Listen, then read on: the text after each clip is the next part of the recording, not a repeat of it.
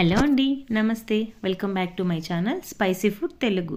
Restaurant స్టైల్లో టేస్టీగా పొడి పొడిలాడేలా ఇంట్లోనే చికెన్ బిర్యానీ ఎలా చేసుకోవాలో ఈ వీడియోలో తెలుసుకుందాం.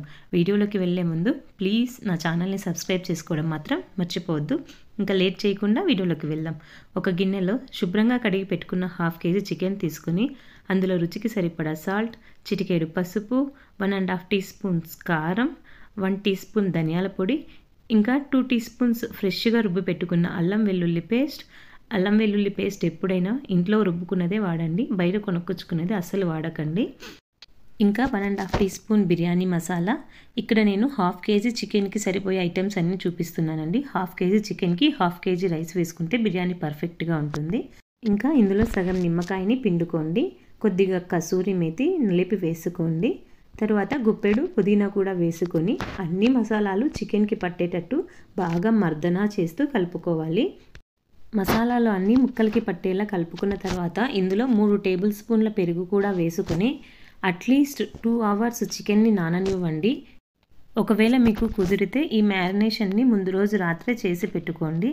మ్యారినేషన్ ఎంత ఎక్కువసేపు చేస్తే ముక్క అంత సాఫ్ట్గా వస్తుంది. మసాలాలు అన్నీ చికెన్కి పట్టేలా బాగా కలుపుకున్న తర్వాత కాసేపు దీన్ని పక్కన పెట్టండి. ఇప్పుడు మనం నెక్స్ట్ ప్రాసెస్లోకి వెళ్దాం.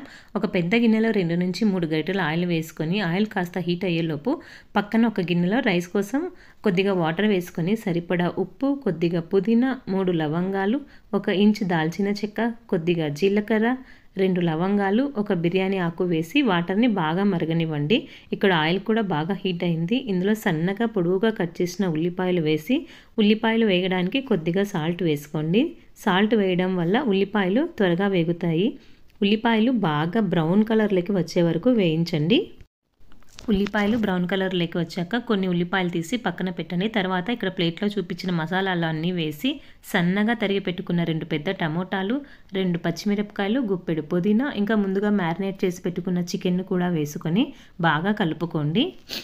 టమాటాలు వేయడం వల్ల బిర్యానీలో కొంచెం గ్రేవీ ఎక్కువగా వస్తుందండి. వేసిన టమాటాలు బాగా మగ్గి చికెన్ కూడా సగం ఉడికేంత వరకు కలుపుకుంటూ ఉండాలి. ఇక్కడ చూసారు కదా, టమాటాలు బాగా మగ్గిపోయాయి. అలాగే చికెన్ కూడా వాటర్ రిలీజ్ అయ్యి ఆ వాటర్లోనే సగం ఉడికిపోయింది. పక్కన బిర్యానీ రైస్ కోసం పెట్టిన నీళ్ళు కూడా మరిగిపోయాయి. ఇప్పుడు ఇందులో అరగంట ముందే నానబెట్టుకున్న బాస్మతి రైస్ను వేసుకొని 70% కుక్ చేసుకోండి. బియ్యం వాటర్లో వేసిన తర్వాత ఎక్కువగా కలుపుకండి. ఎక్కువగా కలిపితే బియ్యం విరిగిపోయే ఛాన్సెస్ ఎక్కువగా ఉన్నాయి. ఇక్కడ రైస్ 70% ఉడికిపోయింది. ఇప్పుడు తీసుకొని ముందుగా ఉడికించుకున్న చికెన్లో లేయర్స్ లాగా వేసుకోండి.